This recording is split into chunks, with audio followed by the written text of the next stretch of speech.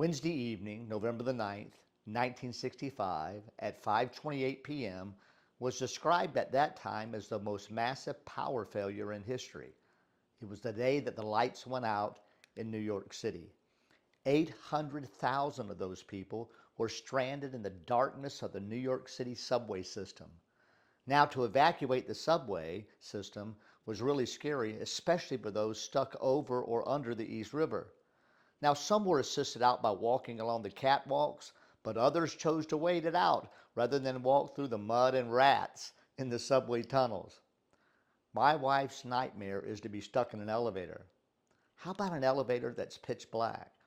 The elevators in the Empire State Building were not evacuated until nearly midnight. Now, some made it out through ladders and trap doors, but some escaped by breaking down walls. In total, the massive power failure affected 30 million people. November the 9th would be some people's worst nightmare. You see, darkness brings a feeling of fear, loneliness, evil, and the loss of direction. Darkness doesn't allow you to see reality. Now, when you are in complete darkness, you've lost a sense of direction.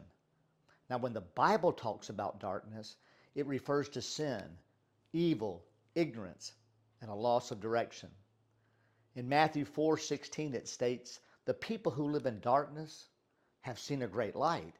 And for those living in the land of the shadow of death, a light has dawned." Matthew was quoting the prophet Isaiah, where we see in chapters 8 and 9, the people were in darkness because of their sin. Instead of looking to God for guidance and direction, they were seeking medium and spiritist. Isaiah 8:19.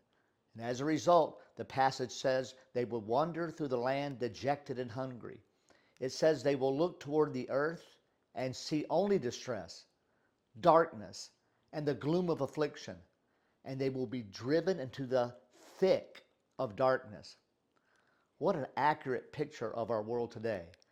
The darkness of sin, addiction, fear, confusion, greed, depression, and anger.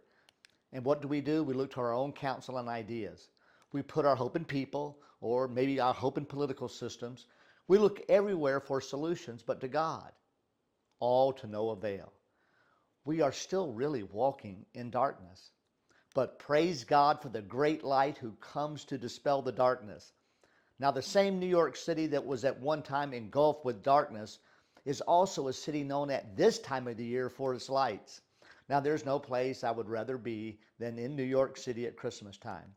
From the beautiful Rockefeller Center tree to the majestic windows of Macy's department store or the Christmas Village in Bryant Park. Now, one thing that stands out is lights and more lights. Now, we love lights too for our own tree and our own decorations. They are festive, but they are also symbolic of the true light who came into the world. Jesus has stated that he is the light of the world, John 8:12. A light that brings victory over darkness, direction over confusion, forgiveness over shame, wisdom over ignorance. For unto us a child is born, unto us a son is given, and the government shall be upon his shoulders. His name shall be called Wonderful Counselor, the Mighty God, the Everlasting Father, the Prince of Peace.